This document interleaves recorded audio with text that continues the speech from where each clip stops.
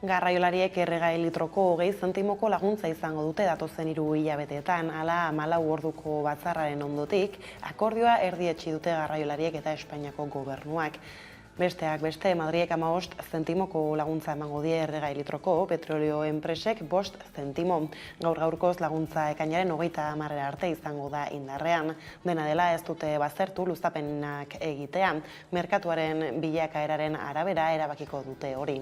Edo nola ere, Madrilek iragarritako laguntza publiko horrek ez du bere alakoan garraioaren greba etengo, haren bultzatzaileek esan baitute, protestan jarraitzeko arrazoiak bere hartan jarraitzen dutela antolatzailea ez izan arren, arekin bat egin zuen 3 euskal garraiolari autonomoen sindikatuak eta ez du baztertu aurrera egitea geldialdiarekin. 3-ren kasuan bere eskaeren artean dago, euskal errepideetan kamioientzat bidesariak ez jartzea eta horri buruz hitz egin nahi dute foru aldundiekin eta Nafarroako gobernuarekin, haienak baitira errepideak. Bilera horietarako data zehaztu aurretik, 3ko kidek utzi egin zituzten atzo azken asteko kamioi karabanak eta oinez manifestatu ziren Bilbon Eusko Jaurlaritzaren egoitzaren aurrean.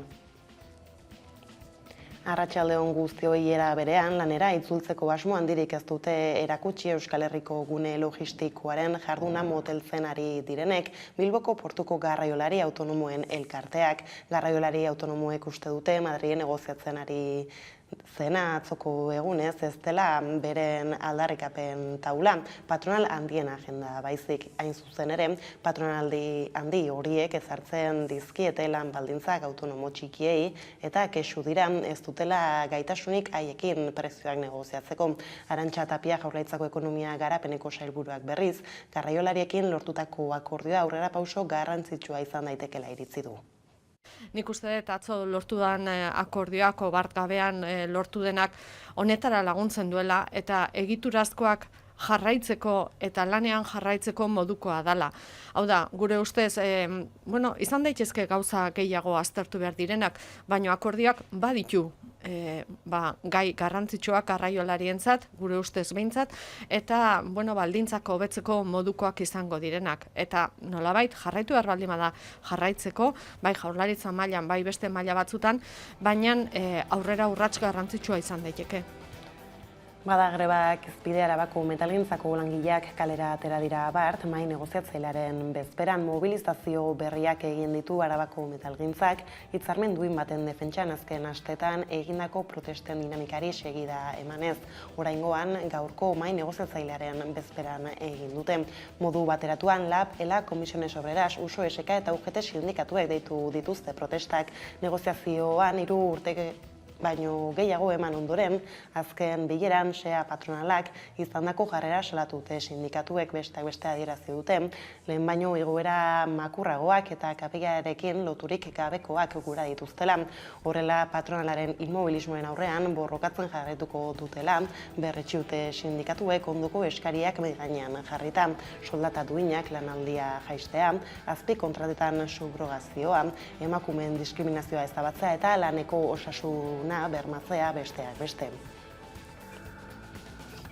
Ekonomia arloko lerroburuekin bukatzeko berriz, Ameriketako Estatu Batuek beste 15.000 milioi metro kubiko gas likidotu ekarriko dute Europara. Hain zuzen ere Europaren Errusiarekiko mendekotasuna apaltzeko akordioa iragarri dute Ursula von der Leyen Europako batzordeko presidenteak eta AEB-tako presidente Joe Bidenek. Errusiaren gasik ez dute nahi gelditu, Europako batasuneko estatu gehienek ezin dute beren ekonomiak hankaz gora jarri gabe, baina Putinen mendekotasun hori txikitzeko neurriak har ditzakete eta Ameriketako Estatu Batuek norabide horretan doan konponbide partzial bat eskaini diote Europar Batasunari. Dagoeneko akordioa da Washingtonen ekinbidean eta batzordeko presidente Ursula von der Leyenek eta Ameriketako Estatu Batuetako presidente Joe Bidenek elkarrekin aurkeztu dute prentsaren aurrean. AEBek beste 15.000 metro kubiko gas likidotu esportatuko dute Europara, hango herrialdeek Errusiako gasbideetatik gutxiago hartzeko. Hau da, 67,5 handituko dituzten Europako gas esportazioak.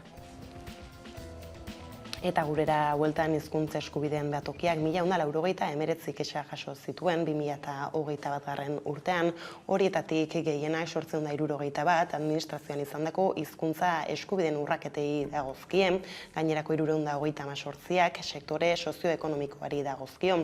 Eusko Jaurlaritza da kexa gehien bildu duen administrazioa 492, horren ostean Nafarroako gobernua dator, 159 kexa bilduta. Sektore pribatuan berriz, merkataritza gune handiek eta saltoki kateek bildu dituzte kexa gehien 99 guztira.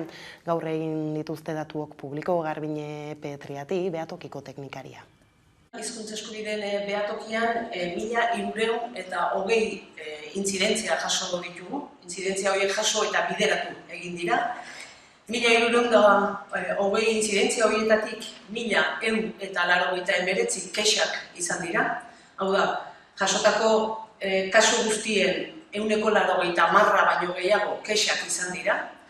Eta kexa horietatik administrazioek jaso dituztenak izan dira 171 pasa. Bai? Eta administraziotik edo kanpoko entitate eta establezimenduek jaso dituzten kexak 128,9 izan dira. Hemen ikusi dugu aurreko urtetako proportzioa pixka bat aldatu egin dela, ezta? Bestaldetik atzoko egunez, Zegiarako eskubidearen nazioarteko eguna zela aprobetxatuz, Zegiarizor Fundazioak prentsaurrekoa eman zuen Bilbon Euskal Herriko gatazka politikoaren testuinguruan milaka lagunek pairatu duten indarkeria gogorarazteko. Encarnación Blancok eta Ixone Fernandezek azaldu legez, giza eskubideen urraketa jasan zuten pertsona batzuk aitortuak izan dira, eta legeak ematen dizkien eskubideak erabili ahal izan dituzte, baina ordea, estatuak eragindako bortxa pairatu duten gehienentzat, abiapuntua oso bestelakoa da. Urte askotako ukapenaren ondoren, egin zutenaren egia ez hartzeko borrokan jarraitzen dute heriotza eta giza eskubideen urraketa bakoitza, salbuespenik gabe ofizialki erroldatu, aitortu eta erreparatu dadin Ixone Fernandez Zegiarizorreko kidea.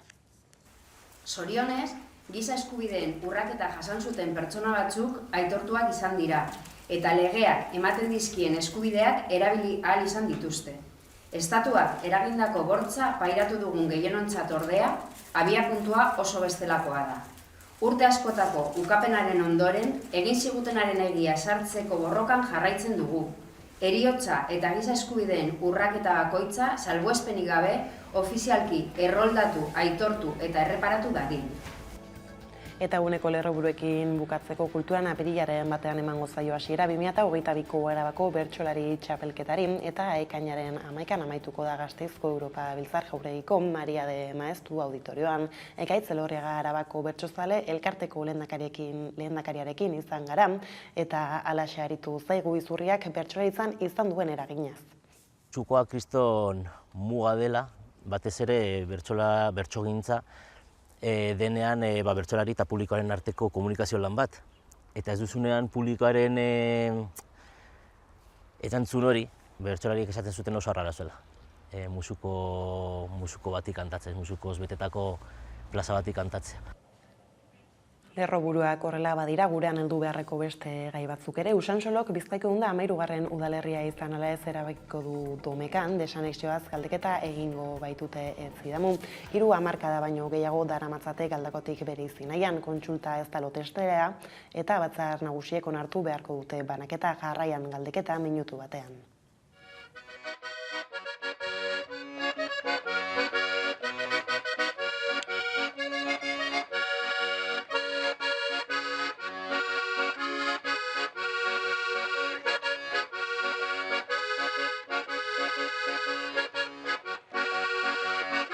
Definitu behar genuen Usansolo zelan geldituko zan, Galdako zelan geldituko zan, akordio batera heldu, eta ondorioak edo ebazten zituen memoria bat. Ez gaude, Usansolo ez da herria, ez guk ez duguleko gure lan egin, baizik udaletxe honetan ez delako egon borondate politikorik inoiz. Betetzen ditugula hasieratik amaierara, eta gaurko batzorden biztaren bileran bozkatu indogu prozeduragaz jarraitzea. Hau da, ia igotzen dugun memoria hori, formulatutako edo egindako memoria hori igotzen dugun Bizkaiko Foru Aldundia, azken finean aprobatzeko eskumena eta erantzukizuna dekienak ez da batzorde mista. Batzorde mistoak egin behar dugu. Eta eginda dago. Adi jarraituko dugu galdeketa igandean, artean baina okondora begira jarriko gara. Zute larria izan zen ostegunean Arabako Okondo herrian, Malku Hartu gaineko baserri batean, familia bereko 3 kide hil dira. Horren ondorioz, ertzaintza sutearen jatorria ikertzen ari da oraindik. Okondoko udalak 3 eguneko dolua ezarri dugu gainera, eta igandeko azokak bertan behera utzi dituzte. Sute larria izan zen ostegunean goizeko 4:00 Arabako Okondo herrian Malku Hartu gaineko baserri batean. Familia bereko 3 pertsona hil ziren Alberto Amenabar Arabako suhiltzaileen buruak baieztatu zuenez. 80, 82 eta 85 urteko anai-arrebak ziren eta 3 baserrian bizi ziren. Lotan harrapatu zituen suak. Sua itzaltzea lortu zuten, baina Amenabarrek azaldutakoaren arabera oste lanetan aritu ziren barrura sartu eta gorpuak erreskatatu ahal izateko. Ondoren 3 hilotzak atera zituztela baieztatu zuen Eusko Jaurlaritzako Segurtasun Sailak. Josu Erkoreka Segurtasun Sailburuaren arabera oraingoz ez dago sutearen arrazoiei buruzko gutxieneko informazio fidagarririk, eta beraz gertatutakoaren inguruko ikerketek aurrera egin arte itxaron beharko da. Okondoko udalak 3 eguneko dolua ezarri du eta iganderako aurre ikusita zeuden azokak bertan behera utzi ditu. 2 urte baino gehiago igaro dira koronabirusa Euskal Herrira ailegatu zenetik eta kaleetan neurri murriztaileak kendu dituzten arren, presoek oraindik ezin izan dute senideekiko ohiko harremana berreskuratu. Horixe salatu du Etxerat Euskal Presoen senideen elkarteak eta hala aldarrikatuko du gaur iluntzean Euskal Herriko 11 herritan egingo dituzten azken ostiraletako elkarretaratzeetan. Zehazki ohartarazi dute aste honetara arte Espainiako espetxe erakundeek etenak izan dituztela aurrez aurreko komunikazio guztiak, Dueson, Burgosen, Sorian eta Logroñon, Alkalan eta Bilabonan berriz ezin izan dute bizikietzako bisamisekorik egin. Iruñeko kartzelan halaber, oraindik ez dituzte komunikazio intimoak berreskuratu eta Euskal Herriko gainerako espetxeetan 10 egunera arteko konfinamenduak ezartzen dizkiete presoei bizikietzako aurrez aurrekoak egiten dituztenean, aste honetako etxerako kundan, Unai Urra Etxerat elkarteko psikologoa izan da gonbidatuetako bat. Covidaren ondorioz ezarritako neurriek presoen eta hauen senideen artean sortu dituzten arazoak azaldu ditu. Haurren kasuan azpimarra eginez. Indefentzio sentsazioa emon da asko, distantzamendu emozionala gehien bat. Ostasuna emozio aldetik eta frustrazio, haserreak, etsipen egoera bat bizi izan dute. Eta bikoteen arteko krisak bebai areagatu egin dira. Hori preso aldetik eta gero nik uste bebai kontuen hartu beharko genukela izan dela umeak. Umeak nik uste izan direla kaltetuenak asunto honekin eta honek ekarri duena da distantzamendu emozional oso potente bat umeen artetik. Bake bideak aldiz, presoen auzian kudeaketa politikoa egiteko exigitu dio Macroni, hain zuzen ere Iban Kolonaren heriotza eta Jakes Esnal eta Jon Paroten egoerak gogora ekarriz. Frantziar estatuak presoen auzian kudeaketa politiko bat egitea onartu arte, desobedientzia zibileko ekintzak egiten jarrituko dutela azpimarratu du bake bideak. Hurrengoak hain zuzen ere apirilaren 2 egingo dituzte. Bake bideako ordezkariek agerraldia egin zuten atzo, Baionan eta Elkartasuna zieten Iban Kolonaren senidei preso Korsikarra astelenean zendu zen, 3 aste lehenago espetxean eraso larria jasan eta gero. Frantziar estatuaren erantzunkizuna azpimarratu zuen bake bideak adieraziz, beste aterabide bat posible zitekela Korsikarra presoen gaia arlo politikotik tratatzea, onartu izan balu Korsikako gehiengoaren aldarrikapena errespetatuz. Parisek horri beti uko egin diola nabarmendu zuten eta horrek egoera dramatiko hau ekarri duela. Hala Euskal presoekin ere Frantziar gobernuak erantzunkizun horri uko egiten diola salatu zuten. Eta gaizalatuta Madrilek hondakinen legea onartu du erraustegiei eta plastikoari zerga berriak ezartzeko. Edukiontzi horiaren ordez, produktua kontsumitu ondoren dendetan ontzi hutsak itzultzea edo ontziratu gabeko ura eta doakoa eskaintzea dira Senatuan asteazken honetan onartutako hondakinen lege berriaren gakoetako batzuk. Ekonomia zirkular baterako hondakin eta lurzoru kutsatuen lege proiektua onartu du Espainiako Senatuak PSOE, Ciudadanos eta EAJ eta EH Bildu Euskal Taldeen babesarekin. Legedi honek 2011ko araudia eguneratuko du. También considero que se establece una buena base para hacer frente al problema de los residuos que tenemos en estos momentos. Doy por defendida las enmiendas. Eskerrik asko. Legeak bere baitan hartzen ditu Europako zenbait zuzentarau. Hala nola bi hondakinak gaika biltzeko egutegia finkatu eta 100 hondakinen egutegiak ezartzen ditu. Bestalde hiri hondakinak murrizteko helburu berriak ere ezartzen ditu. 2030ean 115 murriztu beharko da sorrera 2010arekin alderatuta. Gainera indarrean sartzen denetik erabilera bakarreko plastikozko produktuak merkaturatza debekatuko du. Hala nola edalontziak erabili eta botatzeko platerak eta maitresnak, makillatxoak, material horrekin egindako puxikak eta lastotxoak eusteko makillak, baita elikadura edukiontziak eta poliestireno edatuzko odontziak ere. Hori baina Europako zuzentarauaren arabera 2021ko uztailaren 3 baino lehen gertatu behartzen, honezkero berandu gabiltza. Hondakine legearen gakoei erreparatuz gero edukiontzi horien alternatiba gisa legea plastikozko ontziak biltzeko eredu berri batean oinarritzen da. Alegia edukia kontsumitu ondoren saltokietan ontzi hutsak itzultzeko ohituran oinarrituta, produktua erosterakoan gordailu gisa utzitako zentimo batzuen truke. Europako beste herrialde batzuetan martxan dagoen ekimena da, Danimarkan eta Alemanian esaterako. Estatu mailan 2023ko ezarrita izatea aurre ikusten da. Plastikoak murrizteko helburuak lortzeko bestalde, ostalaritza eta jatetxe establezimenduei bete behar berriak ezarriko zaizkie, eta bezeroei eta beste erabiltzaileei ontziratu gabeko eta doako ura kontsumitzeko aukera eskaini beharko diete. Era berean 2023an sartzarekin batera 400 metro kuadro edo gehiagoko txikizkako saltokiek beren salmentaren gutxienez 20% enbalaje primariori gabeko produktuen eskaintzara bideratu beharko dute, soltean edo ontzi berrera bilgarriekin. Lege berriak ostera 2 zerga berri sortuko ditu. Bata isurketa eta errausketaren gainekoa, 40 eurorainokoa izan daitekena tona metriko bakoitzeko, eta bestea berriz erabili ezin diren plastikozko ontzien inguruko zerga. Ekoizleek beren gain hartuko dutena eta produktu horiek 0,45 euro zergapetuko ditu plastikozko kilogramo bakoitzeko. Hori ez gain hondakinen lege proiektuak arautzen du berrerabiltzeko presta daitezken edo birziklatu daitezken hondakinak ezin izan direla errausketara bideratu, prozesu hori energia sortzeko baliatzen bada ere. Halaber legea indarrean sartu eta urtebeteko epean, udalek amiantoaren errolda bat aurkeztu beharko dute azpiegitura publikoetan, baita amiantoak kentzeko egutegi bat ere, eta beranduenez 2028an kudatu beharko da. Ordea Fridays for Future mugimenduak kaleak hartu ditu gaurkoan, bizia kapitala baino garrantzitsuagoa dela aldarrikatzeko. Udane arbeo kontatuko dizkigu jarraian protestaren nondik norakoak.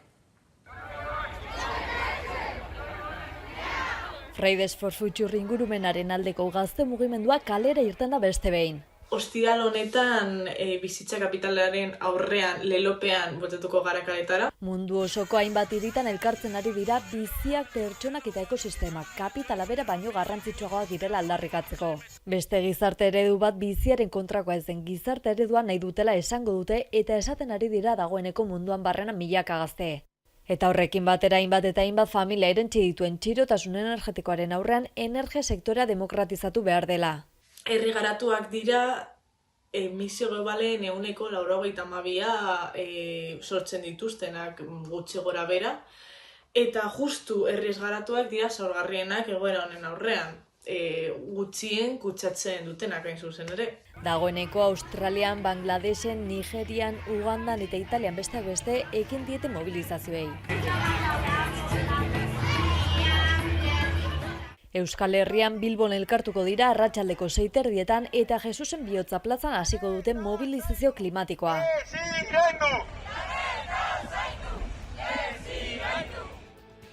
Bestetik, bueltan da bikografiak saioa, egiako teia fabrikatik, bagera elkarteak sustatuta, azken zaioan Ekiatorra Sagasti lankideak, Paula Estebez, ilustratzaileari, eta Olatz Beobide aktore eta zuzendariari elkarrizketa egin die. Gaur gaueko 10 izango duzu ikusgai Hamaika telebistan edota nahieran hamaika.satarian. Zorionez, bueltan da bikografiak, bagerak sustatuta, Hamaika telebistaren laguntzaz, ez dugu gaztuko, eta itzulera hau gainera Teila Fabrikan, hemen gaude Teila Fabrika espazioan, Donostiako Egia auzo ezagunean. Eta niri bereziki gustatu zitzaidan bat izan zen Lamu.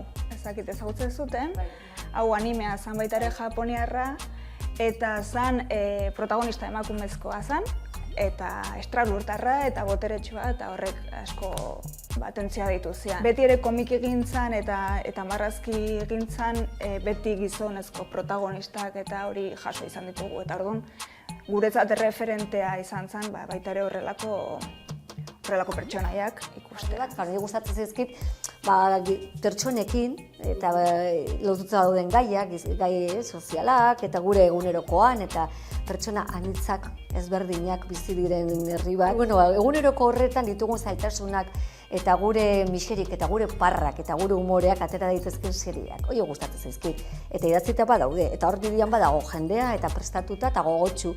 Baina falta zaigu pixkatxo bat, hori ekoizleak, torri bertzez dugu ekoizleak esatea, venga, aurrea. Hori da falta zaiguna guri. Bestela ari gera, baina ari gera pixkatxo bat pika, eta horren kostaitea jauzia matea. Guk geuk ezin dugu momentu enten hori egin.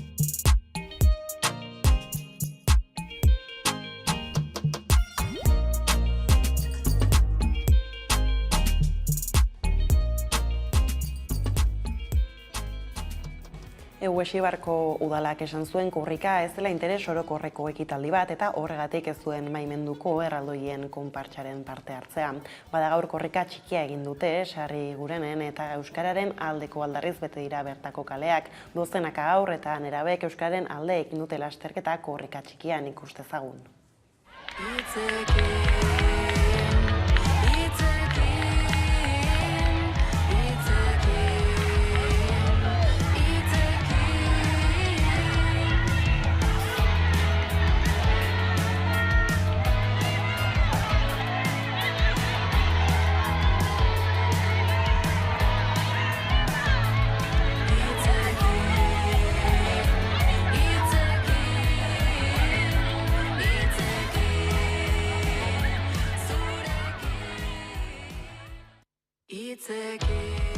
Korrika badator, eta azken urteetan bezala gurekin jarritzeko aukera izango duzu. Zauden tokian zaudela, 24 orduz etengabe. Martxoaren 31an Amurrion izango gara saio berezian. Baita bukaeran ere, apirilaren 10ean Donostian.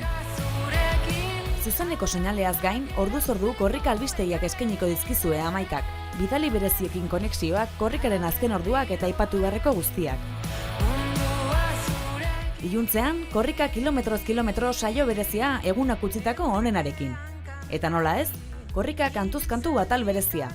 Korrikako kantuen errepasoa protagonistekin batera. Eta ez ahaztu, korrika22.amaika.eus webgune berezian duzuela guztia. 24 orduko zuzenekoa eta kilometroak banan ikusi, deskargatu eta nahi duzuenari bidaltzeko.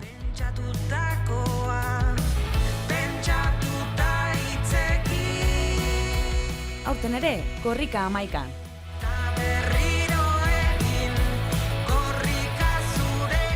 Amaika, euskaraz, gertutik eta konfiantzaz. Korrikaren bueltakoak horrela kulturarloari helduko diogu jarraian izan ere pandemiak eragindako egoera eta haren bilakaera dela eta Arabako Bertsozale Elkarteak 2022ko Arabako Bertsolari Txapelketan udaberrira atzeratuko zuela iragarri zuen, bada iritsi da udaberria eta apirilaren batean hasiko da txapelketan Amurrion ekainaren 11an Gasteizen amaitzeko. Ekaitz Elorriaga Arabako Bertsozale Elkarteko lehendakariarekin izan dira Gasteizko lankideak. Pandemiak eragindako egoera eta haren bilakaera dela eta Arabako Bertsozale Elkarteak 2022ko Arabako Bertsolari Txapelketa udaberrira atzeratuko zuela iragarri zuen abenduan. Izan ere, txapelketaren helburuetako batzuk betetzea zaila ikusi zuten elkartetik. Baina dagoeneko egun batzuk besterik ez dira falta eta apirilaren batean abiatuko da txapelketa Amurrion. Finala berriz Gasteizen izango da. Urte amaiera bitartean ohiko prestaketekin ibili dira, baina pandemiaren egoera ikusita eta ohiko formatuari heltzeko asmoa zutenez azkenean atzeratzea erabaki zuten. Kontua da hori, abendurako da dena prest genuela, eta ja azkenengo urratsa ematera gindoa zela, hartu ginen pasaren aurreko gabonen esperientziagatik, oso zitekena zela txapelketan nahi genuen formatuan egin ezin izatea. Aurreikusten genuen ez zela posible izango nahi genuen bezala eta erabaki genuen nahiago izan genuela atzeratzea eta alzen modu duinenean edo bai, formato ohikoenean egitea bertso saio txapelketa bat, eta ez edozein modutan. Kulturak sekulako ostikoa jaso du pandemiaren eraginez, eta bertsolaritzan ere bereziki nabaria izan da.